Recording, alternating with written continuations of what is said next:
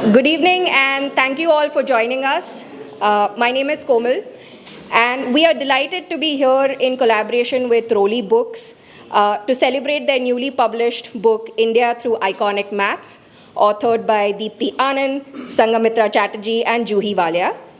Given Sarmaya's collection of maps across different periods and traditions, we were very happy when Deepti and Juhi reached out to us to collaborate to launch this book at the archive.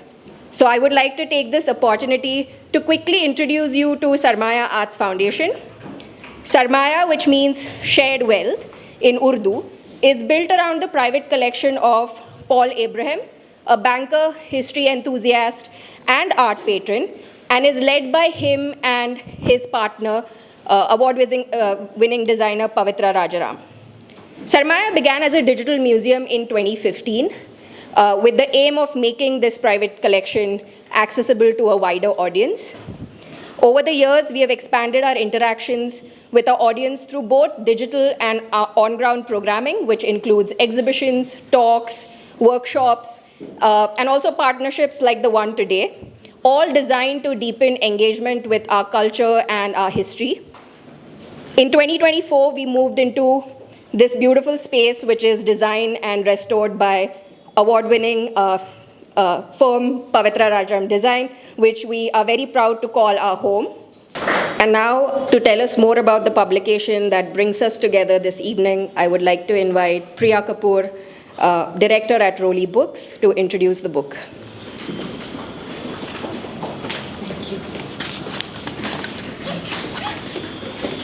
Good evening, everyone.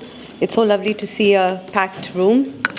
On behalf of Roli, it's a pleasure to be here and to introduce India Through Iconic Maps. It's particularly special because we're here at Sarmaya at this very inspiring space.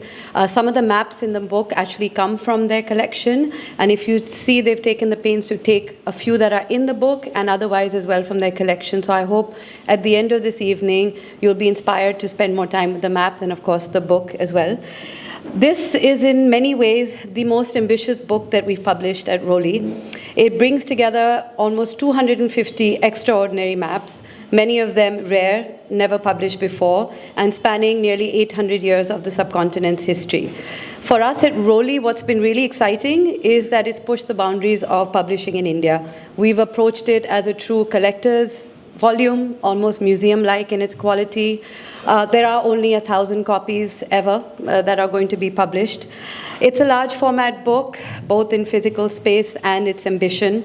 It's designed to do justice to the richness of the maps that it holds. The production, the paper, the reproduction of the maps, everything has been thought through very carefully so that the experience of the book matches the depth that the authors have brought to it. The design was spearheaded by Vivek Sani. Many of you may know him as the founder of Kama Ayurveda, but before that, he is and was one of our India's greatest graphic designers, so we pulled him out of graphic design sabbatical to help us design the book. But beyond its scale and beauty, what stayed with me the most was the learnings that I was able to take from the book, especially the text that Sanghamitra and Deepti put together. You can actually pick up the book from any map entry. The whole idea is that it's not linear. You can read map number 26 or 182 and still understand what they were trying to tell you about that particular moment, that map, those who may have commissioned it. Some of my favorite maps, though, are not the most intricate or visually striking, but ones that really carry the trace of human interaction.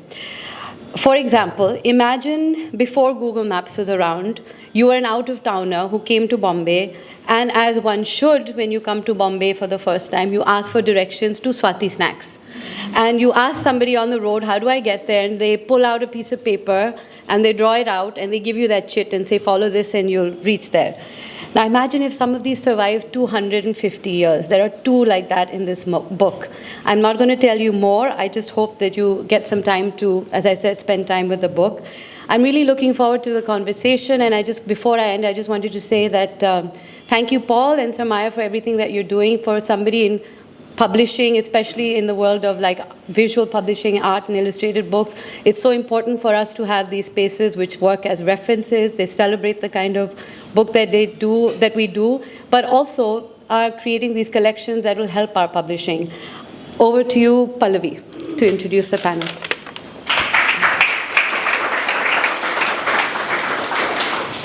Thank you everyone for coming and being here. I will now take some time to introduce our panelists for today.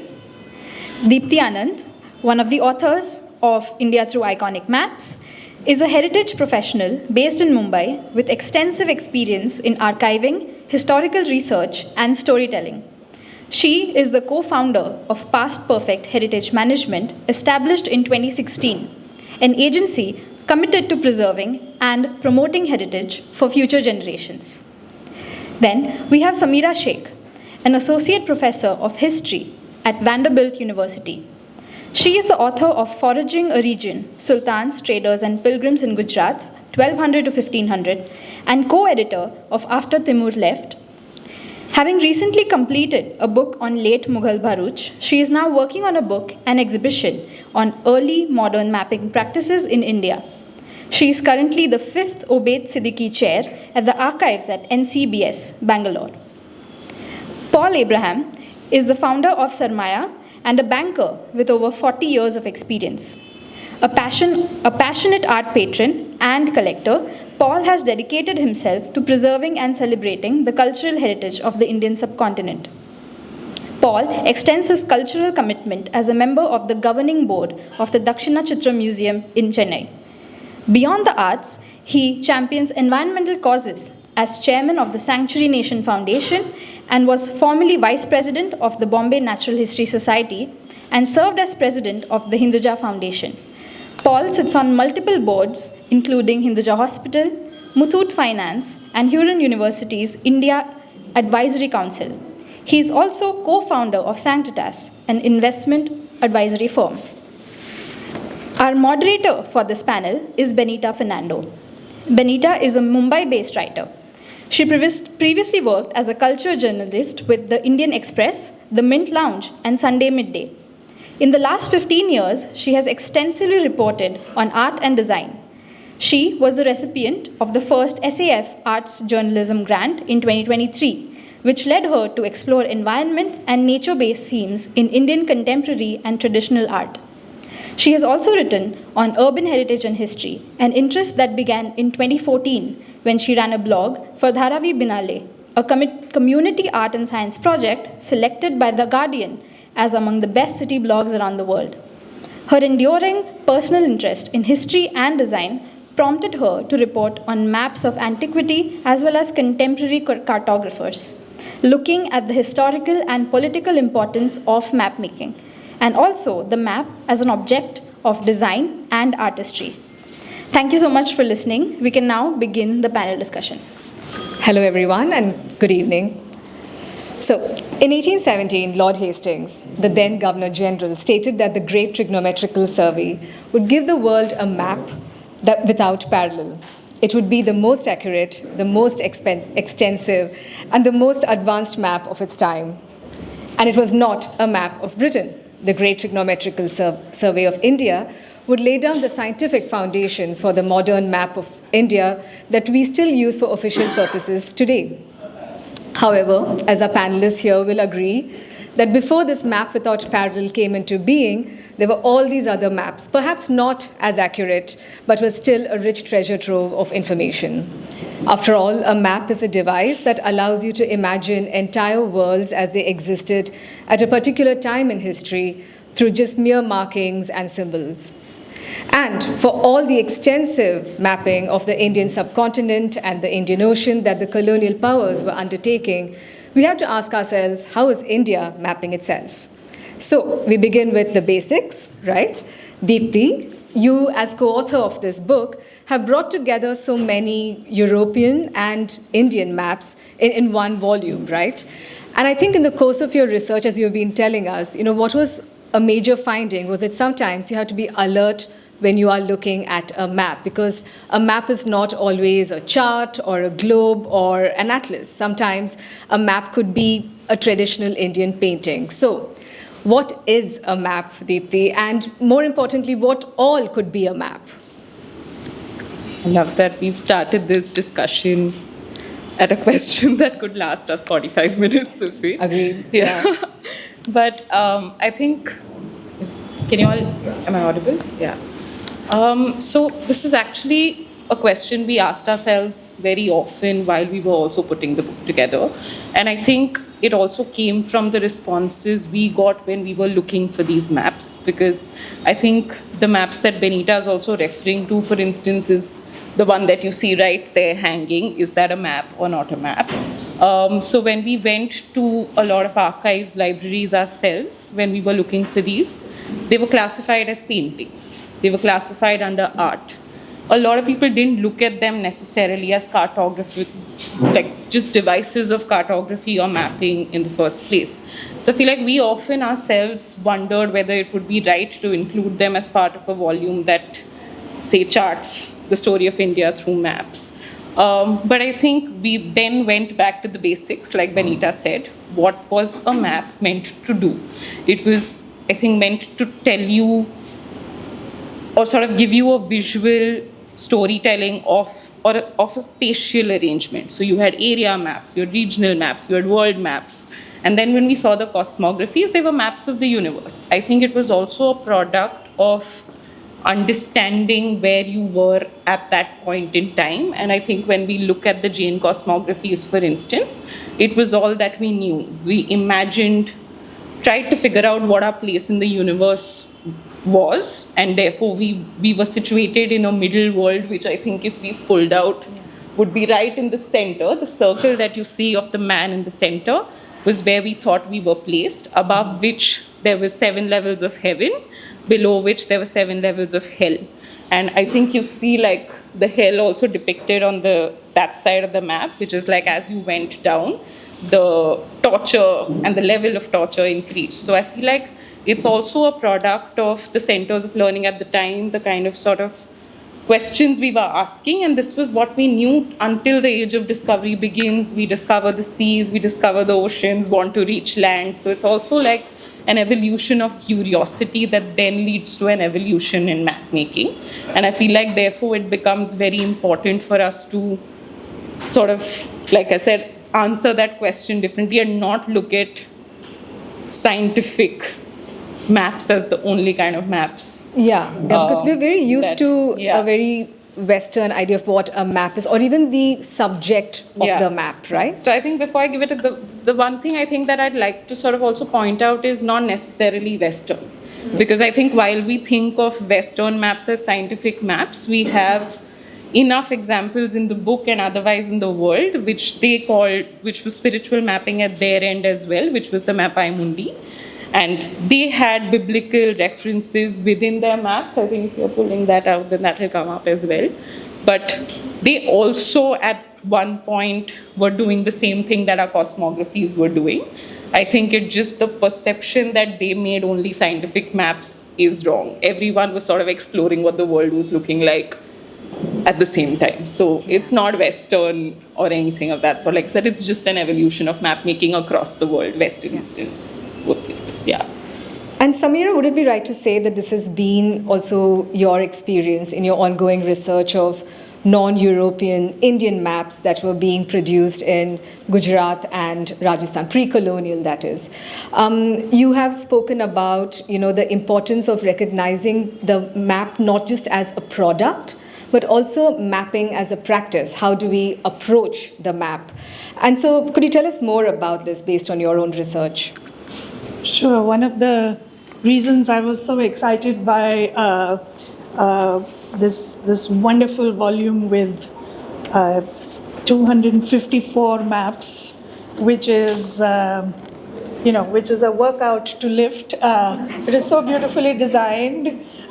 So I have to congratulate Rolly for putting it together so well. But what is so exciting about it is that it juxtaposes and puts within the same frame European mappings of India, Indian mappings of India, and everything in between. So there's hybrid maps as well, sort of Indian maps made in Western style. And what has ended up happening as a result of this book is a really refreshing sense that what we think of as paintings, or was often classified as paintings, in this book are considered seriously as maps. And I think what happens when you place these sort of European style maps that are intended to be aggregators of information, kind of empirical information, alongside works that are aggregators of other kinds of experiences, other kinds of human experiences, other kinds of ways of being in the world, then you recognize that the emphasis needs to be not necessarily only on the product, but on the process as well. So what happens, and this is where I feel the book leads us to this thought, that what happens when we think about not just maps as objects as they end up being, but what is the whole process of mapping? And then you realize that if you sort of broaden the idea to the activities concerned in mapping, then you recognize that each product is the only the end point of surveying, of philosophizing about your place in the world, about thinking about measuring routes, thinking about places that might evoke emotions or nostalgia, thinking about ways of understanding your relationship to the divine. And so there are all these multiple ways in which people have mapped the world and the cosmos. And by placing those with respect to India in the same book, I think we are both giving respect to all these ways of understanding space and place, but also emphasizing the activities that go into the world of mapping. So I'm really excited that you've done that. Yeah. And one of the things, Samira, that I think I've been interested in are also the devotional maps, right? Something we don't necessarily always think about, like with the cosmography, the relation of human to the cosmos. We also have devotional maps that are not perhaps used in the same sense that we might use a contemporary map as we know it. Could you tell us a little bit more about that? So, I mean, what is the most basic way in which you use maps, right? I mean, for me, when I was walking from Fort to here, I used Google Maps to get from A to B, right?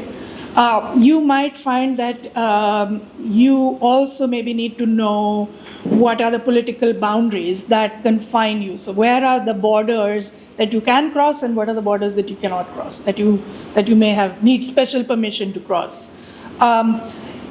We have, in our modern way of being, we have a number of ways of encountering maps. The most functional is just from getting us from A to B.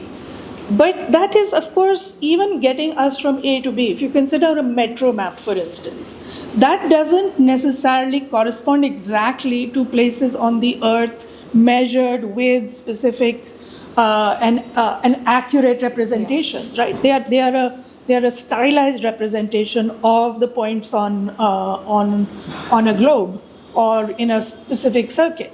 So when we think about religious maps, and here you have this gorgeous example of a Shatranjaya Pata, I think what happens is you've got to think about ways in which pilgrims might encounter and use and think about their relationship to this map, for instance, that you see here. So what you've got here is a representation of the Jain sacred site of Shatranjaya, which is in Saurashtra in Gujarat. And what you see here is the path that a pilgrim would take while climbing the mountain of Shatranjaya to get to the peak, but on the way they would encounter various subsidiary temples. They would encounter certain kinds of non-Jain temples as well. Shatranjaya Patas often have like a dargah being represented or a goddess temple being represented. They will often show the geography of the place. So they'll often show the trees that you would see, and often very carefully drawn. So if you look at the bottom of the map, those trees, and I haven't looked at this particular pata very carefully, but they will often be very accurate in botanical detail. You will also see, and look at the left-hand strip of this map, you will see a strip of blue, which is none other than a representation of the sea, because Shatrunjaya is very close to the sea, to the port of Bhavnagar and Goga. And so you see that what is presented in rectangular form here is a stylization of the town, the pilgrimage place of Shatrunjaya, but retaining a lot of its actual features, right? So what is the use of this to a pilgrim? First, they know through this map that these are the important sites I should travel through when I'm doing the pilgrimage. And that means I will be doing the pilgrimage in the right way to get the maximum amount of merit and benefit. But there may be people who can't travel to Shatrunjaya, who are ill or old or who have always wanted to, or who maybe are traveling and don't have the opportunity to go to Shatrunjaya, or may have been there once but want to relive the experience. What this map does, it acts as a memory aid. It acts as a way of reliving the emotions of devotion during the time they took the pilgrimage. And it can also, for people who can't ever go there, give them a strong sense that this is almost like a meditative practice. If you follow the path of the pilgrim, you will achieve some of the benefits of the actual pilgrimage. So I think, religious maps work in a way that is functional.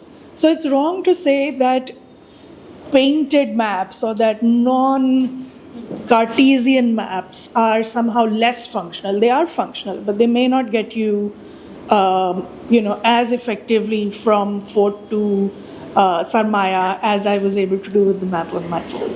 True, true. And now that you're expanding our idea of what the map is and what it can do, Paul, I want to ask you about the Poittinger's tabula. That is a fact.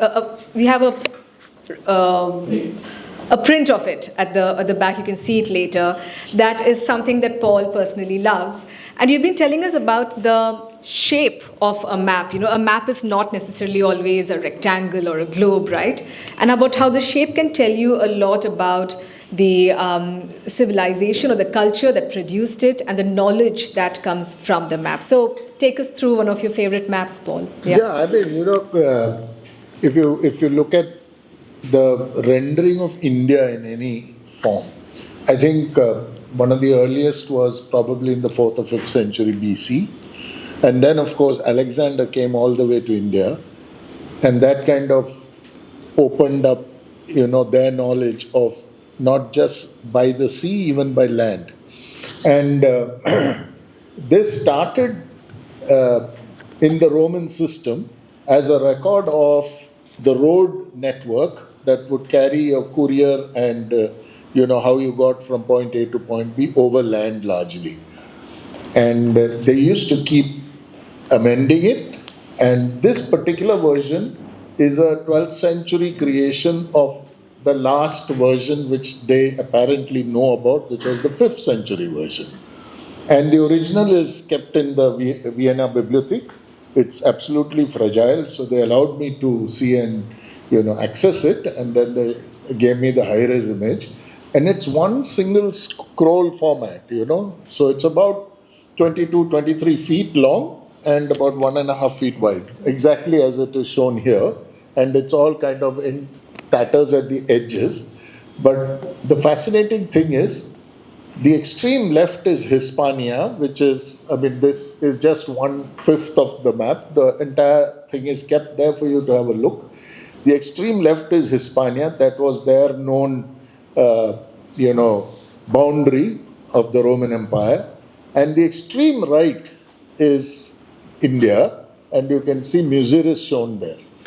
So the whole festival which is going on in Kochi, it was initially started as the Muziris festival. So that was the reason why it was called the Muziris festival. And in their records, Muziris was one of the finest emporios of, ancient times, including in the Sanghamitra literature. Michiri, as it was called, was also referred to very actively. And what's interesting is they actually have a temple to Augustus actually mentioned there and shown there. So to me, this is an amazing a document, and it's also, when you look at it at this level, the perspective is like that, because it's a road system. So you kind of say, I'm going from here to VT, and then I'm also going from here to Bombay Gym. So it's like this. So there's one road going this way and one road going that way. It's not necessary that the perspective is entirely correct or the distances are exactly mapped.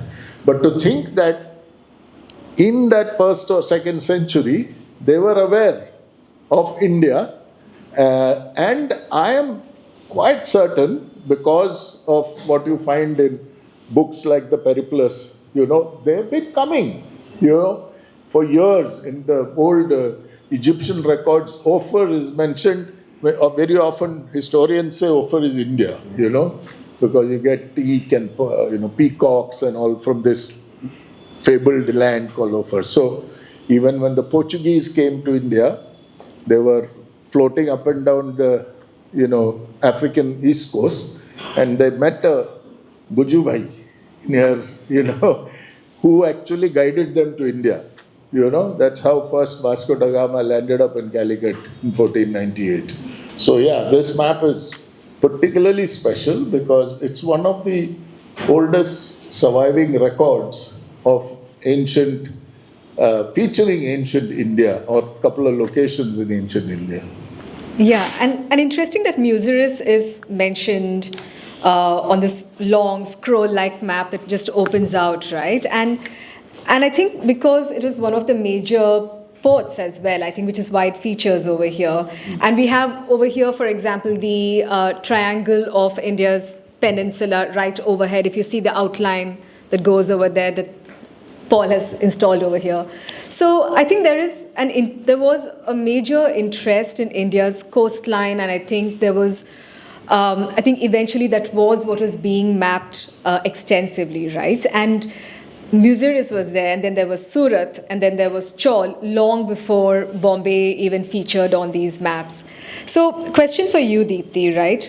Because so many maps in your book as well feature, I think, the maritime navigation, something we don't necessarily think about today as being the most important thing when it comes to mapping. So I want you to tell us a bit about, how important were nautical charts. And I know, Samira, you've also been looking into the same thing, so I'll come to you next. So Deepti, could you just take us through this, the connections between maritime navigation and mapping the peninsula? So, they were the base, and I think which is why when we said so, I think section 2 of our book, in fact, entirely is about the age of discovery. It's when the oceans are discovered and everyone's at it to figure out. They're stumbling upon discoveries. I think, like Paul said, for instance, you meet an Indian merchant and he guides you to India and you discover a land. And I think in most of the maps that you see eventually also that are made, I think what it did for me also personally during writing this book was it made me really proud of India, because the way they describe the country is just, I think there's envy in every single descriptor. The way they talk about the Golconda mines, the way they talk about the rich harbors, the prime harbors. So I think it's just once India sort of started to be mapped, and I think you sort of figured out that there is this entire land of riches available to us. And this one's, for instance, stunning. If you sort of zoom in to India, you have all of these large paragraphs of just describing what you can find in our country. And I feel like the sea was, of course, the route to get there, and we have a lot of nautical charts that sort of give you the depth soundings, the fact that you're going to encounter a rock here, sort of when you're approaching Bombay, for instance. I think we have a nautical chart in the selection. It's like, okay, this is how the island is going to look. So I feel like the nautical charts were literally sort of the base up till you reach the land. So I think I have this really strange analogy of how the sea was first the land, and then you discover the land, and then you sort of start navigating the land within. So I feel like it really, and I think what Samira is also working on, which I think she can elaborate on further, but we have a few examples in the book of these Kutchi sort of nautical charts, maritime charts. And those were, we sort of had this impression of the fact that it was just Europeans who were dominating the sea, getting from one place to the other, but the Indian Ocean was literally governed, and nobody knew the Indian Ocean better than the Kutchi navigators. Could you tell us what you're seeing over here, Deepti? Yeah, I think so. Here, for instance, they kept something called the Malamni Pothi, and those were essentially their notes on how you navigate the Indian Ocean. So again, while we may not think of as conventional maps, they literally told you how to get to one place, and there are descriptions of what you're going to see on the way. How do you get to Africa? Like he said, I think everything has been noted down. It just doesn't take the form and shape of a map, but I think it's various instances in history completely confirm that no one could have reached India if not for our own people. No one could have gotten into India, any part of India, if not for our own sort of knowledge. And I think Samira can elaborate a lot more on the nautical charts as well, since I think she's doing. Yeah, there's a Gujarati map that I think, could we pull that up, Juhi, please? Okay, so we are at that point of the evening when we start to blame the Gujus, right? Responsible for Vasco da Gama. So what are we looking at here? And maybe I'll just stand because it's just easier to tell you what's going on. So I've spent a lot of time looking at Gujarati maps, and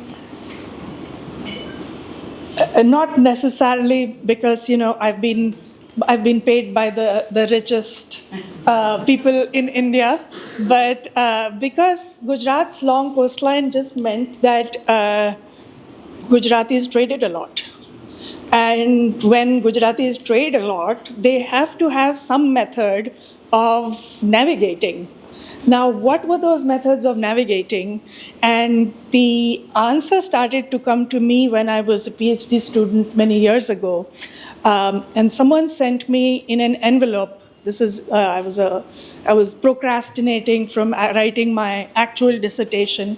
Someone sent me an envelope which contained a very intriguing map and some pages of text which I couldn't at all understand in the beginning. I just looked at them blankly and I just wondered what they were. It took me a year to figure out what was going on. And the map turned out to be a map of the coastline of Gujarat, and the text turned out to be instructions on navigating from the southernmost point of the Saurashtra Peninsula, which is the island of Diu, to Surat. And the way you navigate is you navigate by the stars, right? So you navigate for a certain length, certain distance by the North Star. There's other constellations that are mentioned, and it's what a navigator needs. It's the basic information that a pilot or navigator needs to make that journey from Diu to Surat. Similarly, there was a stretch from Aden to Jeddah, which was described in words without an actual map accompanying it. And then what was, in fact, for me at that time, the most exciting, and I'm talking about 25 years ago, there was a list of, it looked just like a sort of shopping list or a laundry list. I could see numbers and I could see names. And when I finally figured out and transcribed all the names, it turned out to be a list of over 100 Indian Ocean ports, starting in Mogadishu and ending up in, this isn't actually the one I'm talking about, but I will get to this in a minute. But it was a list of ports of the Indian Ocean, each of which had their latitude value written alongside it. So the numerals were all the latitude values. And it took me a while to figure out how latitude values were calculated.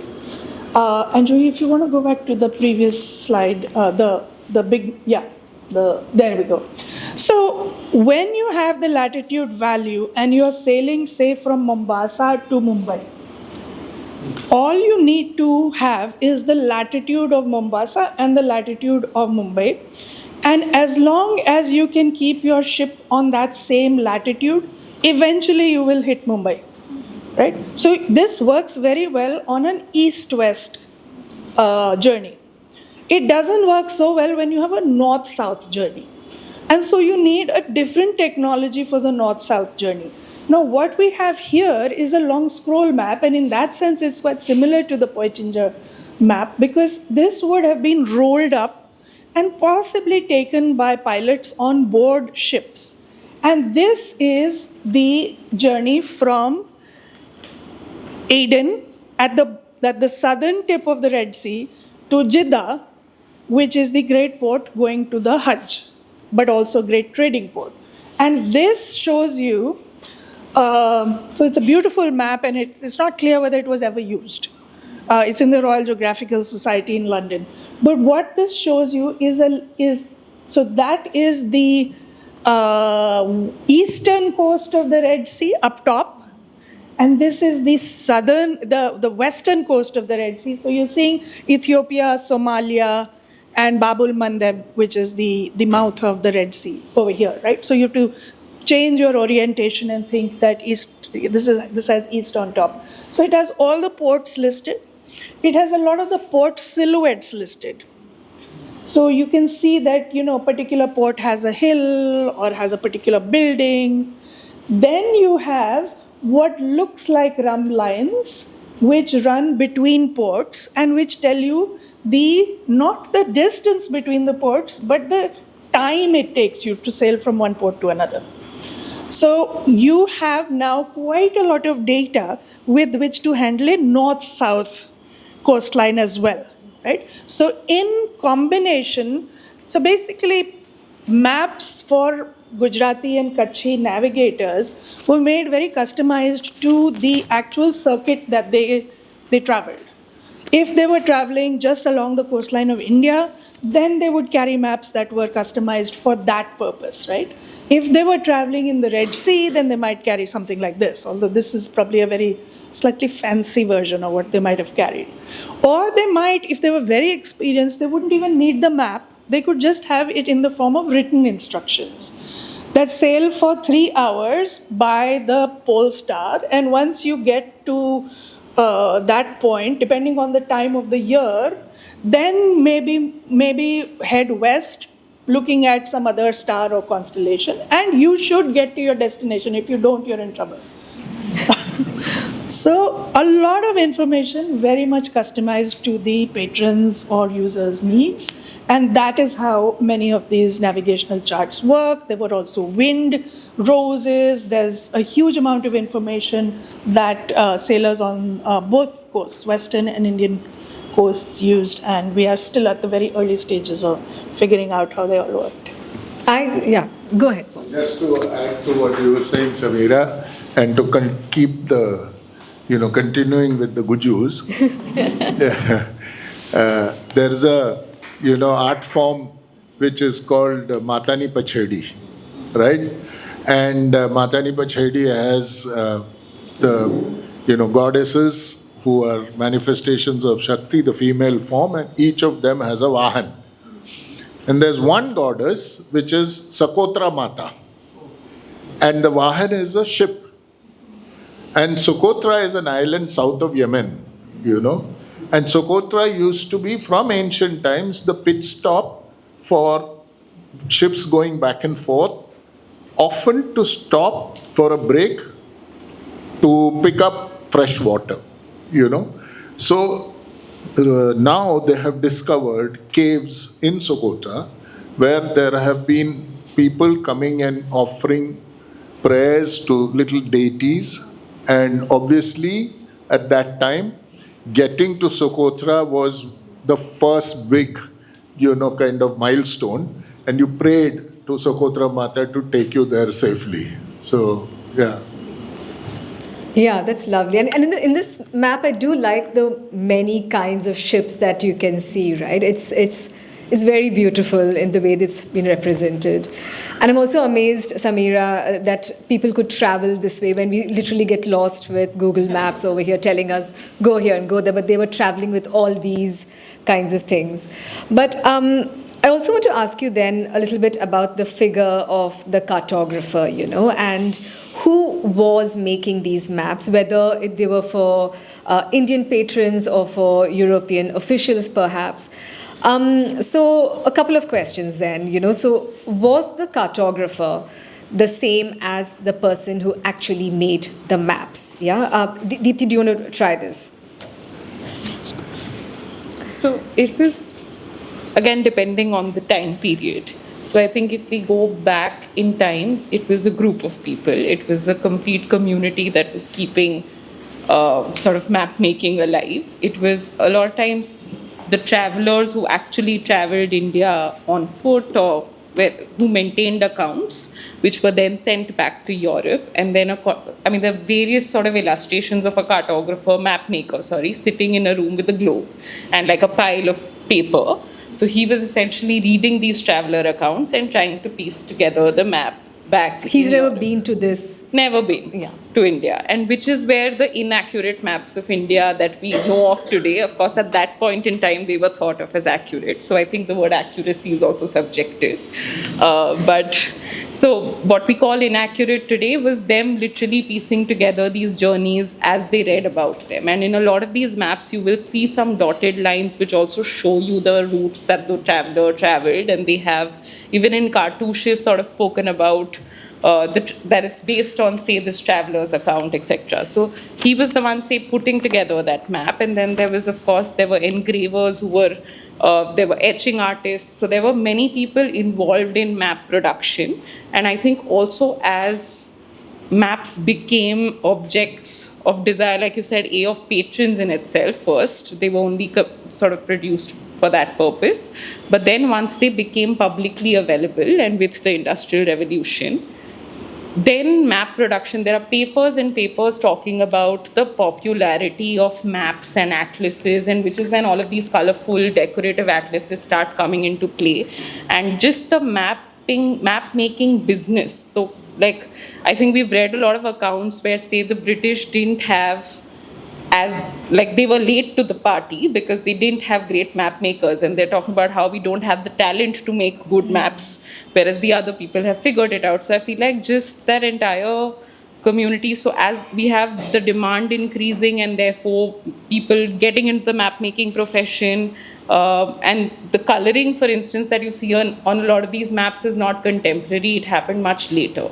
Because we've also read descriptions about how actual colorists and artists at the time would need to know how to make the pigments to actually be able to color those then. So this would also be a product of. So I feel like the maps we see today have gone through years of also just improvements from the time they were made. They would have perhaps been made very differently, and the maps we see today have also had a journey, which is also beautiful in its own sense of the map as an object. It was, I think, and then when scientific mapping took over, again, still a community thing, because you had surveyors on field, actually doing the mapping, recording them in journals, these many, I think exactly like Samira said, taken these many footsteps, this is what I'm observing, this is the latitude, longitude, the measurements with the equipment, and then again, that information went back to Europe to piece together that information into a map, and then those were printed differently. So again, it was always many people sort of coming together to create what we take for granted today. And I think these scientific maps that we talk about were literally also the base of what the GPS was created on the basis of. So the scientific mapping that happened in India from the 1800s literally is the most sort of scientific accurate mapping that ever took place in the world, like historically. So I think, and wouldn't have happened without, like I said, a ton of people getting into surveying, mapping, and the creation of maps. True, and I know you said accuracy is subjective, but I think we have the case of, things that were never there, and you have one such map that is displayed over there, right? Could you tell us more about that one, Paul? I think Juhi just showed that one. I guess, there are maps there, and my wife is standing next to the pillar, and I think she got inspired by the map there to make this beaten brass sculpture on top. And if you see, the initial maps that we had were largely maps of the coastline, because most of the trade was happening all the way from, Surat and Baruch of ancient times. The Greeks and Romans called it Baragiza, and down to, Muziris and around the corner, around the Cape to places like Archimede. So their knowledge of the coast was very strong. So if you see that map, you can see literally a port every 100 kilometers, and you actually have a key there which shows the many colonial powers who had stations or factories, as they were called, at each of those locations, including the Danish. That particular map is an older version. It's a 17th century version. And I, just like Deepti said, I think that was a classical example of storytelling. Yeah. The lighting is Okay, can we put off this light? even these lights are a bit harsh to see. Yeah, we have a bit of a challenge, maybe like the old cartographers had. We have a photographer here who needs the light, and a videographer who needs the light.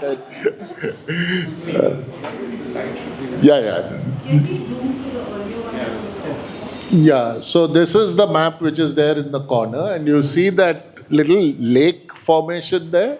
Yeah, it's called Chiamai, this thing. And it's, of course, as you can see, totally out of whack in terms of the perspective. But somebody said, there are rivers originating from this point and all that, so they put an imaginary lake there. And somewhere along the way, someone enlightened somebody else, and cartographer, and said, boss, that was all storytelling, there is no such lake. So suddenly this lake disappears. But for a long time, in all versions of maps, from all the ateliers across Europe, you had this lake. But if you can show that map, is that there? Yeah, this one. You can zoom it a little bit. So you see this? This was one of the earlier maps which showed all the port towns, and if you go down, there. So you see that? There's English, Danish, of course if you read your Asterix comics, Gal is French, and Hollandi, which is of course the Dutch, and Portugal. And all of those have flags at each of those ports, so you can actually figure out which ports. But see how busy it is. So the port activity was incredible. There was action happening, and this action has been happening not during colonial times. This action has been happening for 2,000 years. If you actually see, that book is kept there in that shelf, Periplus of the Erythraean Sea. Ports all the way from Berenike in the Red Sea to Muziris and Archimede are detailed. It's a log. We don't know who made it. It's an anonymous log of every port on the way where they would stop, which port was to pick up, which port was to drop, which port was an entrepot. All that information is there, and that's 2,000 years old. We have another book called Crossings by an author called Federico Romanis. He actually traveled from the Nile to Berenike, which is a 7-day walk. And there are wadis on the way. In the caves, there are actual details. I am going to India. I have been sponsored by so-and-so. I am going to get this from India. And there's a famous Venetian contract which actually details what all is he committed to go and bring from India. So it's just amazing. And Paul, you have collected so many maps to support your collection of. Maps do form a sizable part of your collection, I think. Yes. So I want to ask you, when it comes to collecting maps, we usually think of collecting those that are somewhat antiquated, right? We don't think of collecting, of acquiring, say, a modern Indian map. Not always, right? Is there a reason you think that you favor, older maps of India rather than the more contemporary ones? Well, I think my journey with maps started grounded in history. I started my collecting journey with coins, numismatics. I grew up in Delhi, and even 100 years ago, many places which are listed on the coin as a mint are not named the same today. So there are many names. So if you have to get a few of these maps, and if you see there's that big one there and there's one on the left, those are the kind of maps one used to identify those cities. So they would have that name 100 years ago, 200 years ago, which are mentioned on the mint. So that's where it started. But as with all of these journeys, after a while you kind of lose your mind, and you're collecting the genre itself. But yeah, that's where it started. It was grounded in history. Sure. As an aid to that collecting journey. But I found the older maps so much prettier. They were not just pure clinical things. They had cartouches, they had beautiful visuals of the place. Like if you see that map there, you actually have the visual of the city, and you have visual of the people who you see and the dress they wore and all of that on that map, So that's beautiful. It's not a clinical ting, ting, ting, only lines going back and forth, Sure. And because you mentioned cartouches, I could see Deepti smile over there. So tell us more about the cartouches. The last couple of questions before we open it up to the audience. So this one is Reynolds' map, yes? Yeah. I think But I think I'll just speak about the cartouches overall. This one, of course, I think Samira will also have something to say about. But I think what Paul was saying, for instance, the storytelling of the old maps, I feel like we somewhere forgot while making maps as to the fact that we also needed to show where these were taking us. So I feel like a lot of the iconography sort of told us those things. And I think the cartouche, for instance, did that beautifully.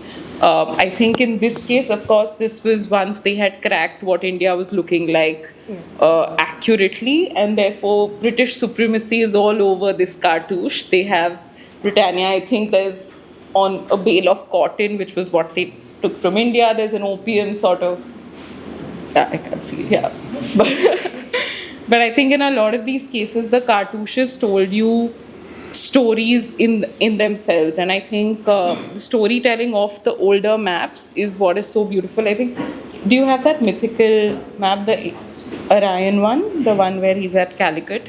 So if you see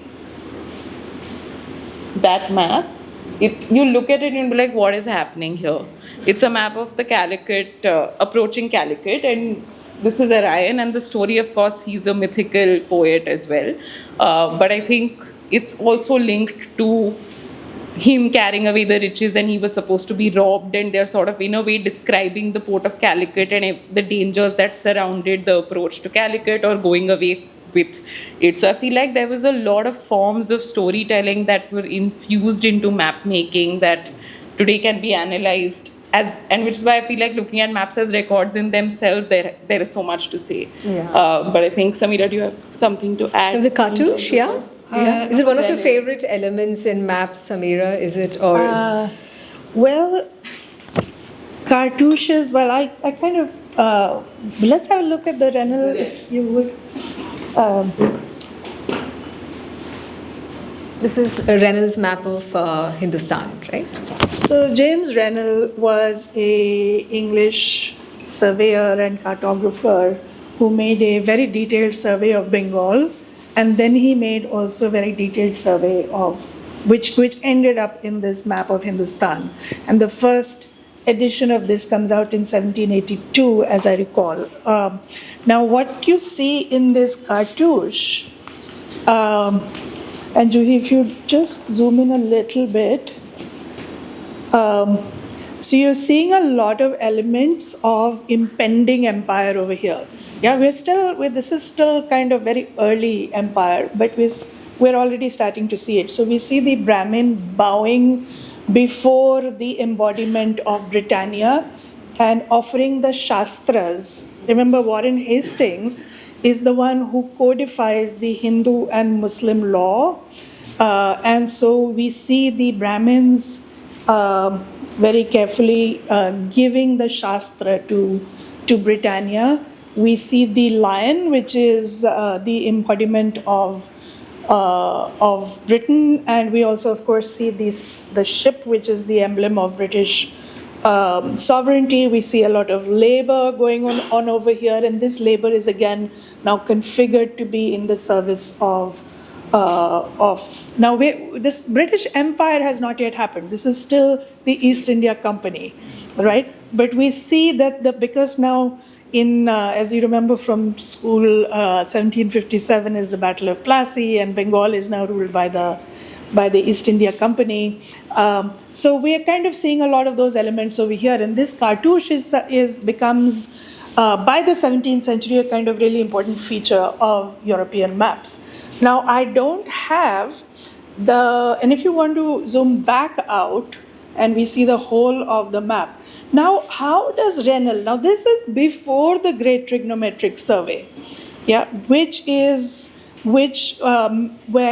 Sir George Everest and others, Colonel Lambton, do a whole series of triangulations to map the whole of the British dominions. So this is before that. This is well before that, 1782. So how does Rennell collect all this information, even about areas that are not yet under British control? So that's been something I'm very interested in. And so again, I'm going to take you to Gujarat. Surprise, surprise. But so one of the things that happens is that Rennell, in his memoir, which he writes in the 1790s, he says the most detailed map of Gujarat was made by a Brahmin named Sadanand, who lived in the city of Cambay. And I am using Sadanand's map as the basis of my rendition of the region of Gujarat. Now, this actually is from 1782, and this is before he has seen Sadanand's map. So what you're seeing of Gujarat here is pretty sketchy, and there's not much detail to it. Yeah, it's basically, as Paul said, the coastal towns are mentioned, but there's not much detail inside of the map. So what does who is Sadanand and what does he do? Now we're talking about scientific mapping, right? Now, even to make a map like this, you need to do some surveying. Some science has to come to represent in rectangular form a hill, a pathway, the sea, and so on. So some understanding, some version of surveying and some stylization has to be done to create that. What Sadanand does is really remarkable. He's a Brahmin, he's an astrologer, and he's sitting in the city of Cambay there. So it is around late 1770s.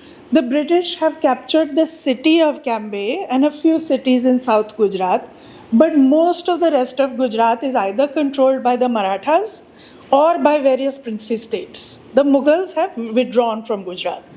So in this situation, how is a man called Sadanand collecting information? I wish I had the image, I don't think I gave it to you, of 400 towns within the area of Gujarat, depicted on an accurate latitude-longitude map, and including a cartouche in which he has a self-portrait.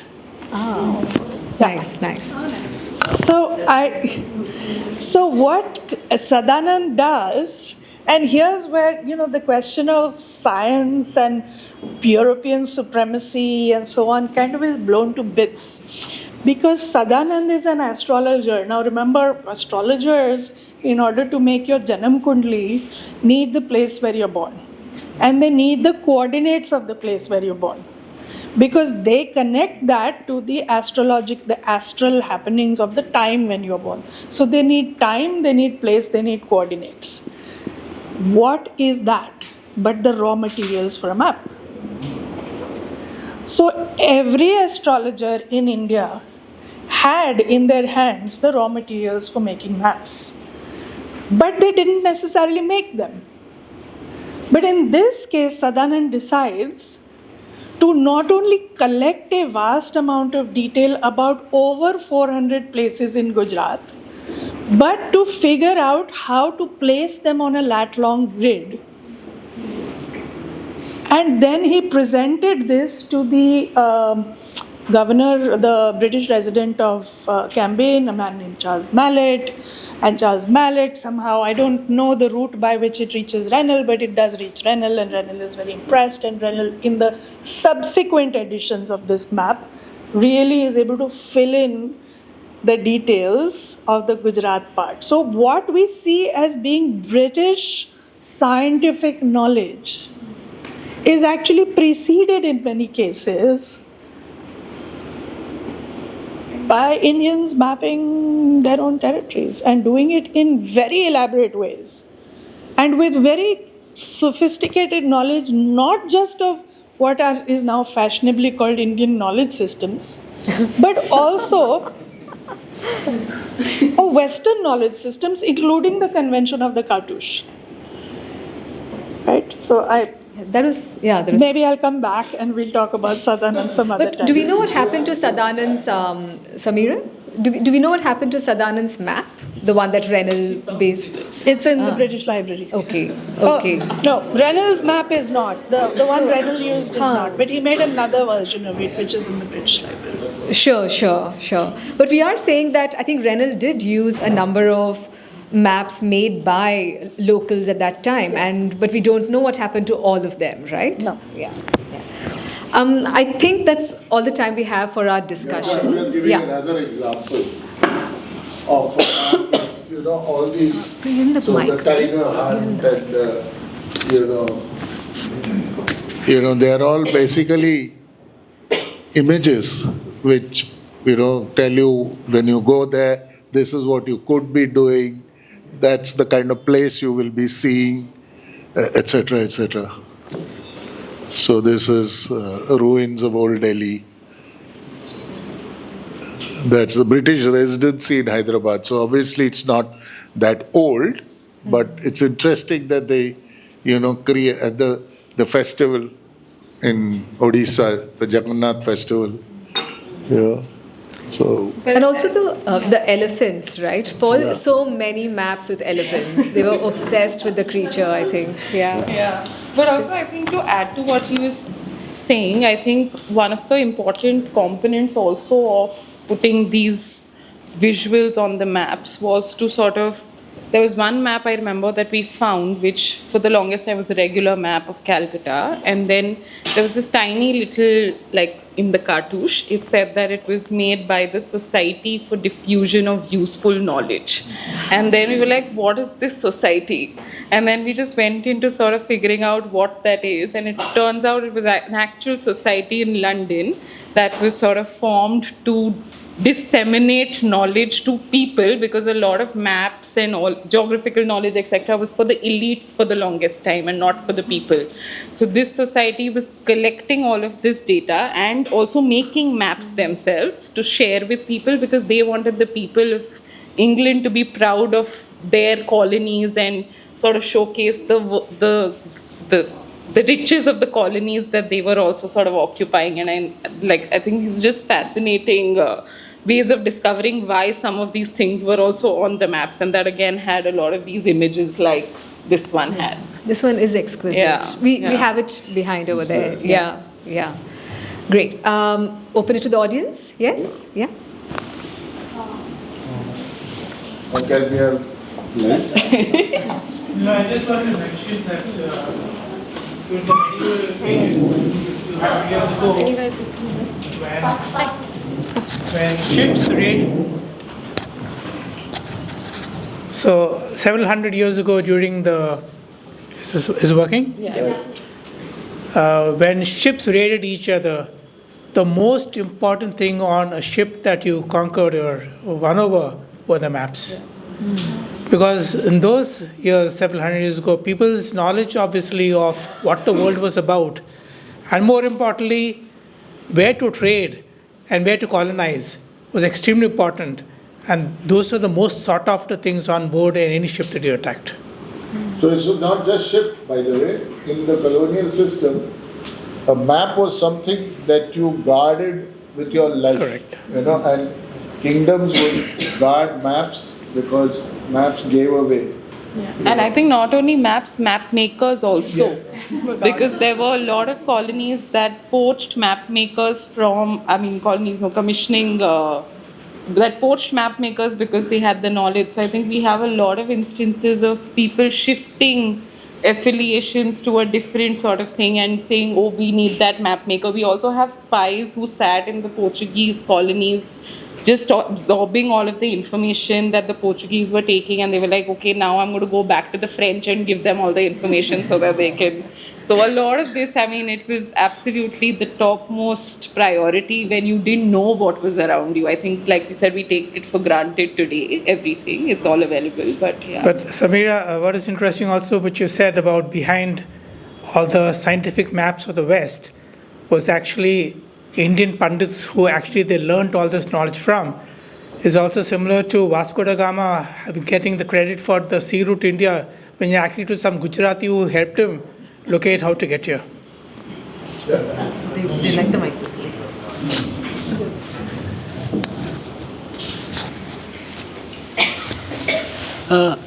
I want to ask regarding that, like the Shatterjee maps, and there are other spiritual like Vishwarupa maps of the cosmos and all.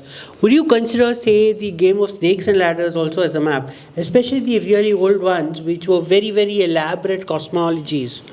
And you had detailed locus, and there were paths to navigate, and those that the snakes that dragged you down and all of that thing. But would you consider that a sort of map? So, since I've got the mic, I will take the liberty of answering. I'll give you my take on that question. I think you can have a maximalist definition of maps, and you can have a minimalist definition.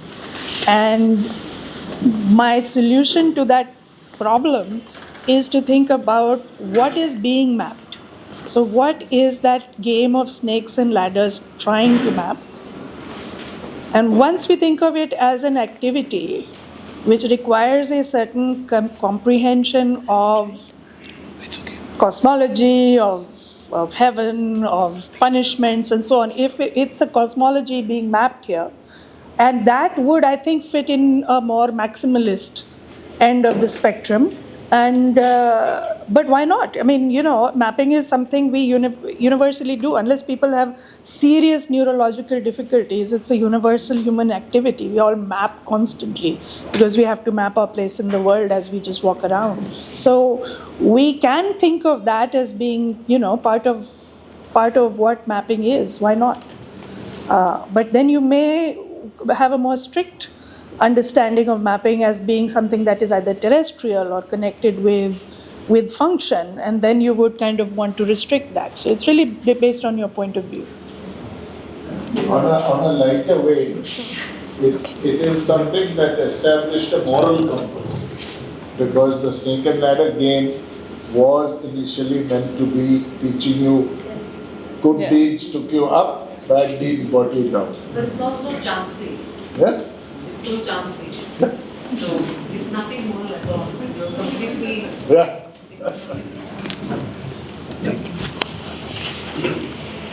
Yes. Hello. Well, Samira, Yeah. it's me. Well, before I ask a question, I just want to make a point that I think it is necessary to emphasize, especially after trigonometrical mapping takes place, that all those maps had one compelling interest: to access revenue.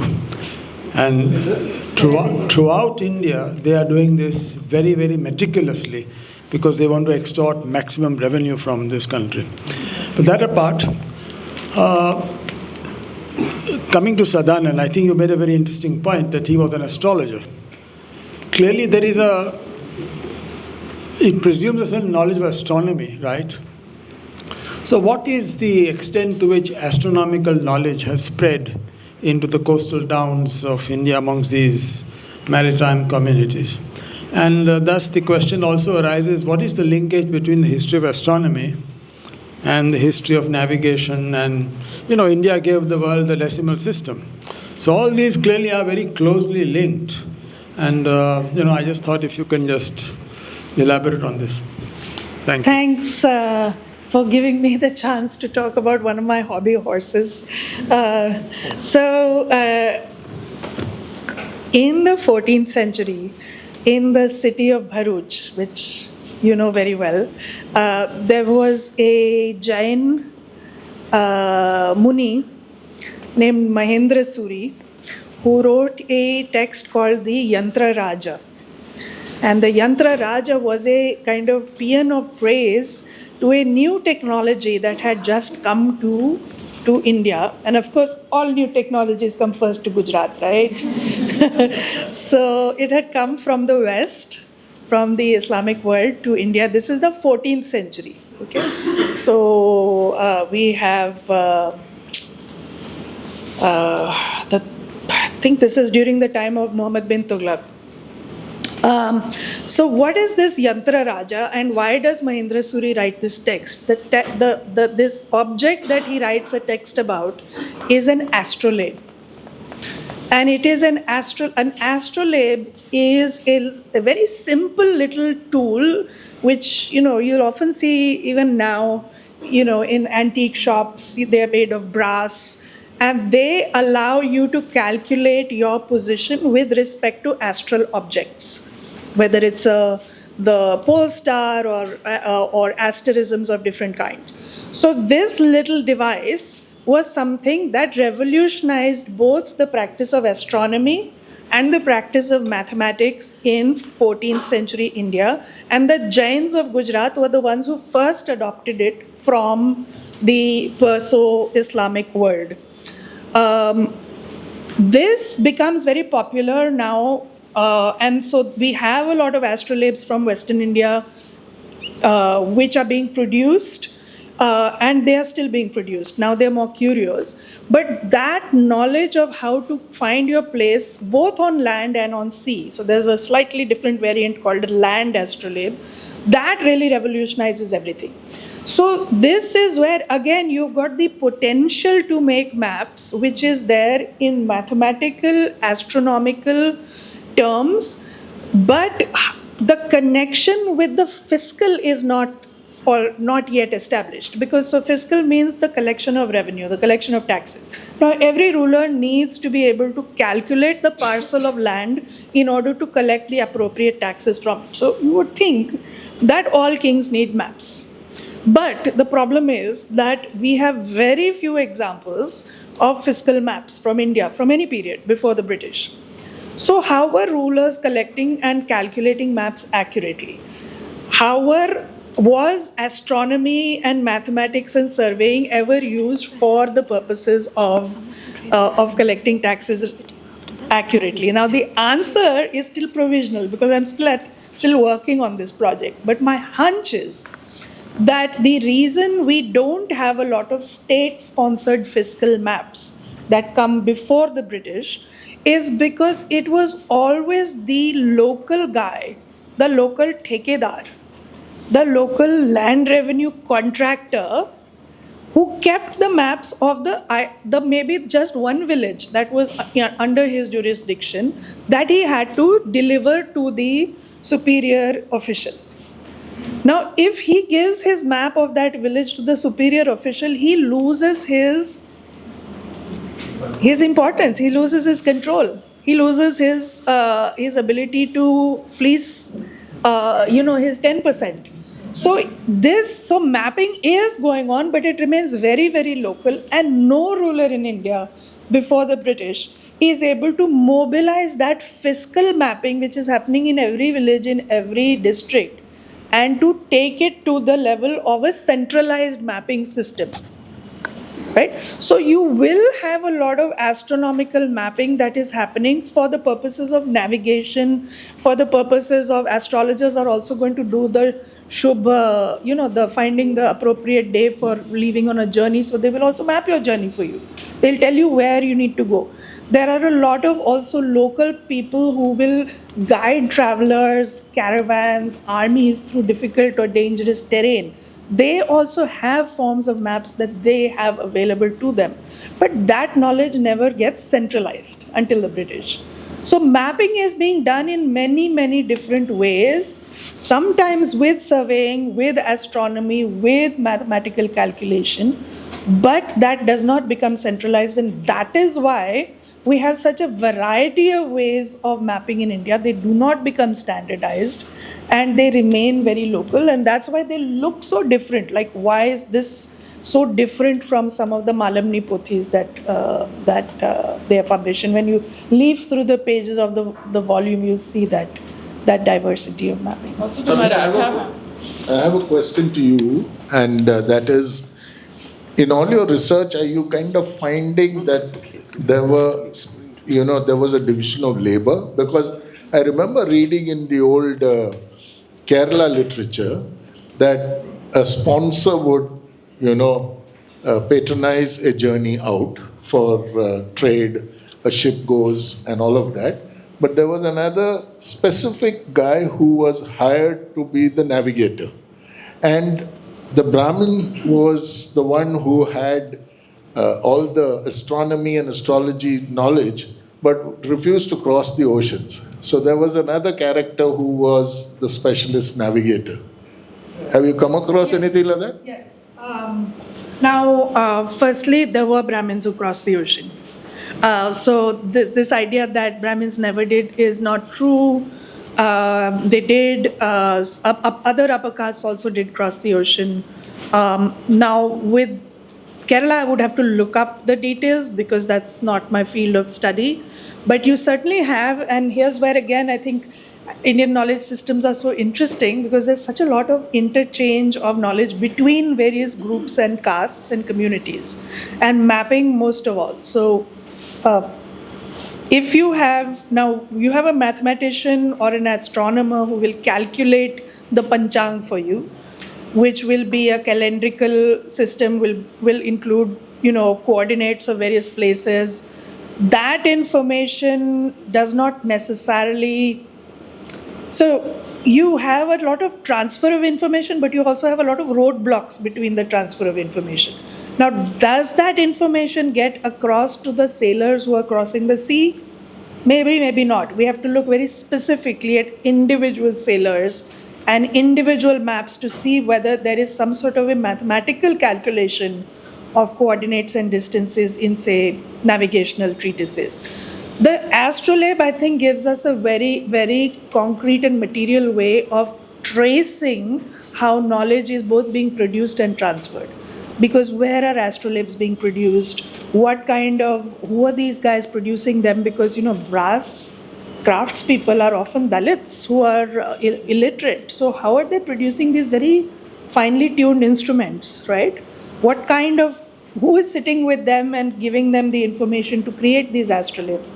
How are maps being made, even these? Like the painters, the Matani Pachedi painters belong to the Chitera or Chitara community, who are again of kind of intermediate or low castes. But the information that they need is often not is given to them by Jain Muni, right? So there are kind of very specific transfers of knowledge, but there are also some roadblocks that we have to try to understand as to why that does not become a sort of systematic forms of cartography, why they are not built upon by succeeding generations, why they remain often very local and don't translate outside the regions. So please join me in studying cartography from other parts of India. Yes, please. Yeah, in front. I had a question earlier, but it keeps getting lost in your answer. Sorry.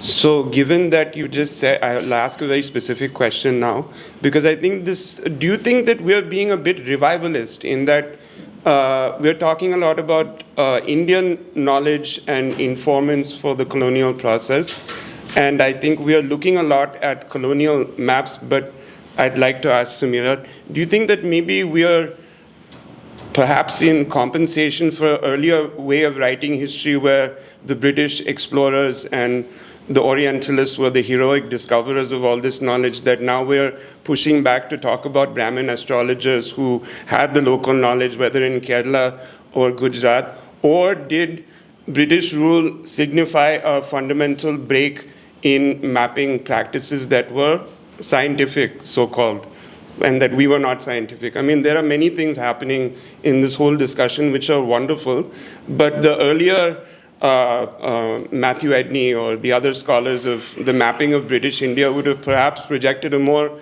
what you would say heroic or elitist conception of how the entire subcontinent was mapped. But there was something about that which was that the entire science of geography globally simply would not have been possible without the possession of British India as a testing ground for these tools that then spread to other parts of the empire.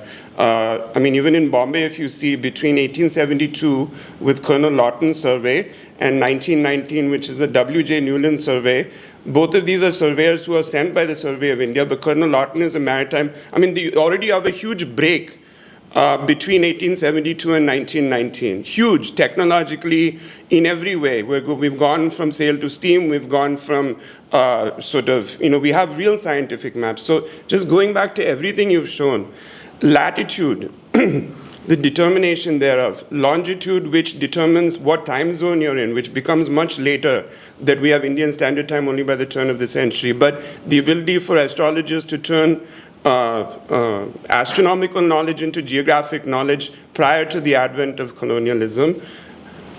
What's happening? Do you think that British rule was a fundamental break, science, mapping, cartography, and what we get in our phones today? So I felt, just to end, we seem to be interested in how iconography becomes cartography, becomes geography, becomes what we see on our phones.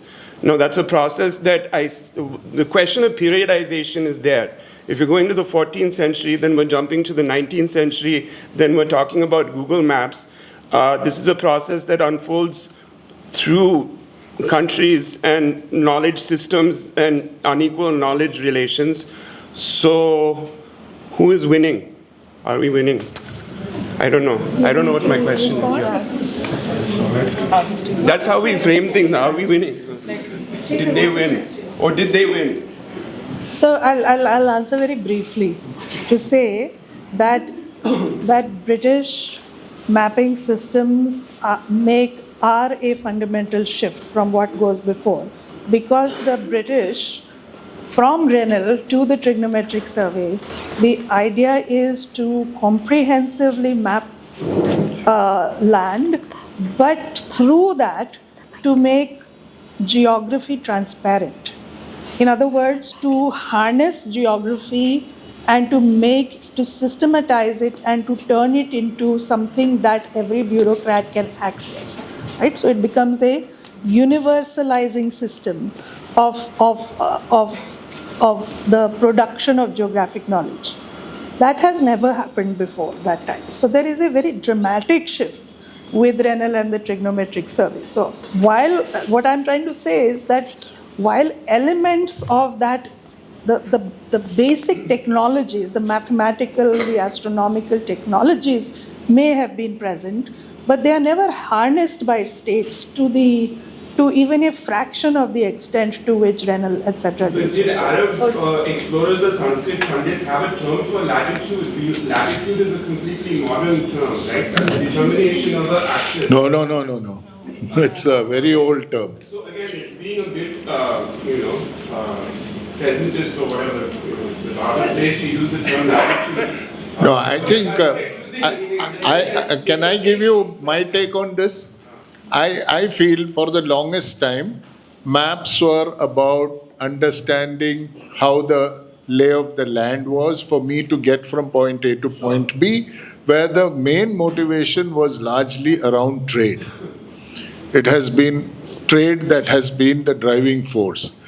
When it became converted into documenting the empire and understanding the boundaries of the empire is when you start getting into this format of very elaborate, trigonometrical surveys and maths-based, The other ones are largely to get information to facilitate trade. As for longitude, latitude and all, that's very, very old. Long predates the British.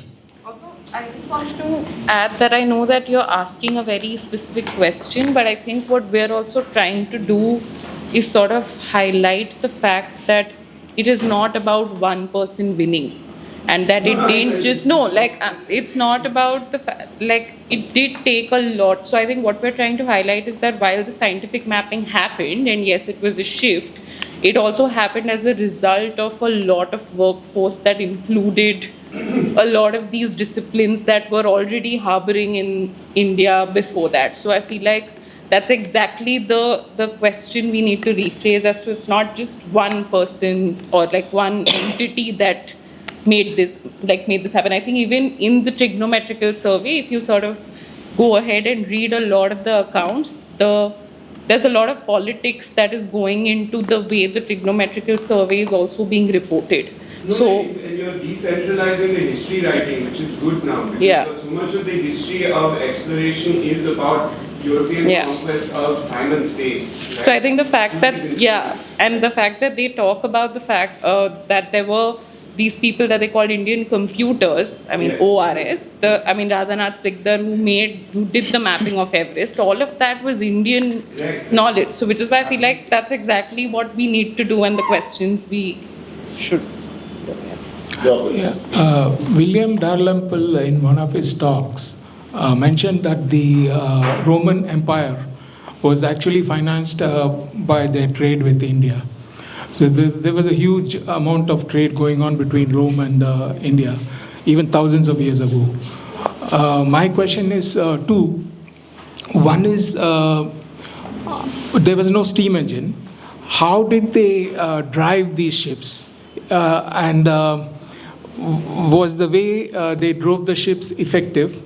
And secondly, there was no modern port handling equipment. How were these huge tons of goods loaded onto the ships and unloaded from the ships? Yeah.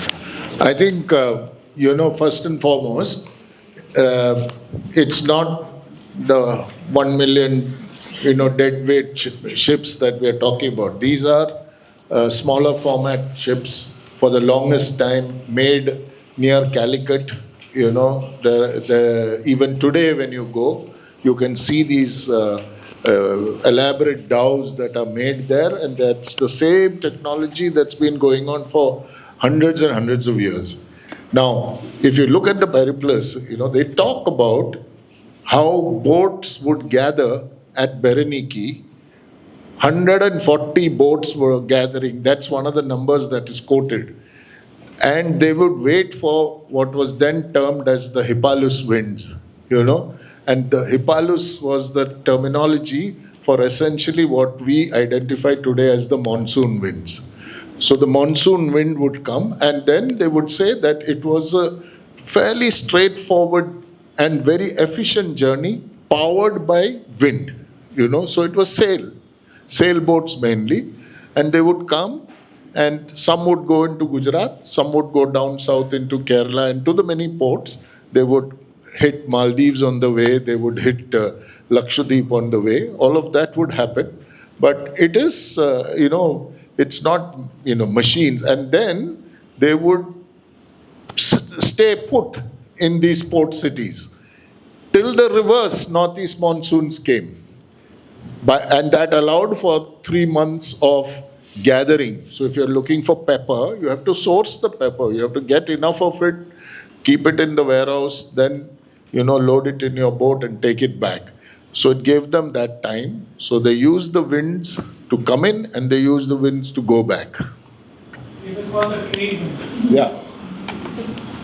Just to add to that, so yes, the recent research suggests that the 25% of the economy of Roman Egypt was based on the customs duties on the goods that came from India. And one of the important things to remember is also that the Periplus tells us about the Roman ships. They're coming from Roman Egypt to India, but it tells us less about the Indian ships that are going to Roman Egypt. And we have up to 60-ton ships that are going to Roman Egypt, which are coming from the west coast of India. The bulk trade of it was largely textiles, was largely cotton. So cotton would be in bales, it would be transported onto the ships in similar to bales that we see now. And that is a similar kind of way the Indian cotton was really what was the engine of the Arabian Sea trade. We were very good at carrying weights. We were very good at carrying weights. We had innovative techniques to do that. If you see the 80-ton stone on top of the Brihadeshwara, with no clasps, no clamps, it was taken, one single rock, which is 80 tons, to place on top of the temple. We knew how to transport. A bale of cotton is... The pioneer for these imports were mainly Arabs actually. Yeah. In fact, see, most of the Maharashtrian imports also, most of the others are descendants of Arabs. Yeah, in fact, some of the professional mapping that happened in medieval ages was courtesy the Abbasid Caliph Mamun, who actually put out a mandate to a wide swathe of Arab, cartographers who then mapped. And in fact, there's a beautiful little reel done by Shashi Tharoor about how Islam came to Kerala versus how Islam came to the northern part of the country. In fact, Islam was son of an Arab. Yeah. Their great grandson. They came from by boat, most of them. And they came peacefully. The other Muslims came as more as conquerors. And most of them live very, how many generations? Yeah, but some of the greatest cartographers were Arab, Middle Eastern. Waiting for a very long time. So maybe conversation we can do later. There's someone who's been waiting for a question for... Yeah, just get the mic at the back, please. Mic is here. They need support at backbench. Terribly sorry, I didn't want to be of any hindrance for that conversation, but just a very fundamental query. This is with respect to Mr. Sadanand, who's been mentioned ad nauseum throughout this session. How much of a knowledge do you think that he possessed with respect to latitudes and longitudes? Because the map that James Reynolds seems to have rendered is quite eerily similar to the one that we have now, the one that we refer to with respect to the subcontinent, right? And this was prior to the trigonometric survey that you've been speaking about at length. So what would have been the surrogate for latitudes and longitudes? I'm sure you would have mentioned it in passing through in this session, but I might have missed it. And second off, on a lighter note, if the local Subedars were responsible primarily for their constituency and the maps that constituted of their constituency, do you believe that there would have been a fair bit of gerrymandering that would have happened for them to collect their tithes? And just a third question, you needn't answer this because I'm taking a bit of liberty here. I'm from the southern part of the country and we've heard a great deal about Pericles of Erythraean Sea. So how effective was it back in the day, and what do you think led for them to have come up with such a descriptive account of the subcontinent and Africa back in the day when they didn't possess the necessary technology to come up with such descriptive maps, meandering maps, laying out just how the world would have been back in the day? Okay. I know that's a lot, I'll try very quickly.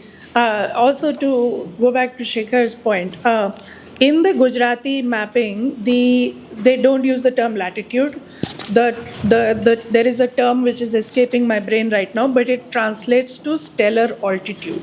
So, in other words, it is the angle of you on the ground with respect to the pole star, which amounts to all practical purposes to the latitude. But the term is not used, the latitude is not used. Longitude is a whole other question. And in the case of Sadanand's map from early 1780s, it doesn't have a specific date. I'm still figuring out what longitude system he uses, whether he is copying or adapting it from European maps. much so longitudinal determination was what the British were better at and this was Yes. why they could crack But Sadanand, there are some technical issues here because he's using two longitude systems in the same map. So the question is, I'm still figuring it out, what he's trying to do here. Second question, I've forgotten, but the third question. The second question was whether there would have been a fair bit of gerrymandering that would have happened. Yes, absolutely. Total, always there. Gerrymandering. So here's where the transparency the British introduce in the surveying of land is necessary because they want to try to stamp out the so-called gerrymandering. Right? But that is what leads to the decentralization of power in Indian political systems before the British. British don't like this because they want the revenue to come straight from the ground to the East India Company, right? So they want to stamp out gerrymandering, but gerrymandering is totally part of Indian political systems. Short answer. Third question, how did the Romans know about the coast of Western India? Well, they traveled to it all the time. I mean, we are talking about hundreds of ships every year. So it was simply empirical observation. Right? So in this case, yes, the periplus gives us a lot of empirical observations, and the reason is that Indian goods were very highly prized. So what happens is that the Roman officials, the government officials in Roman Egypt say, damn it, we are paying way too much for these Indian goods. I mean, why is there so much of a fashion for these Indian goods? Stop coveting Indian goods. But because there was so much customer demand, they kept having to go and get these Indian goods. And therefore, these are not easy seas to travel. If you want to get to Bharuch, which is the port I know most about, it's very difficult to navigate into Bharuch. But you still have 100 ships a year going to Bharuch from Alexandria to gather these goods. Cotton, spices, Chinese goods, a lot of perfumes. And that's because there was demand. So it's a simple supply-demand issue that creates a lot of empirical observation. Right. And just another thing, how was the map inferred by the Britishers when it was started by Saddam? I mean, is that possible? Longer question, longer answer. I will. Hi, Samira. Very briefly, you mentioned Rambaline. Can you please tell us more about that? Rambaline. Oh, have an example. Because in that map, it's not actually. Okay, thank you. Better map. Okay, I think we're getting to the point in the evening where informal conversations might be easier, but I just wanted to ask you for a big round of applause for this panel. Thank you. Thank you, Benita, for also steering us. Thank you very much for coming. And before we end, I just wanted to say a big thank you to the Sarmaya team, to Komal, Pallavi, all of them, and to Juhi, who's been standing here all evening. She's actually part of Deepti and Sanghamitra team, who was an absolute pillar while we were working on the book as well. And thank you all for coming. Thank you.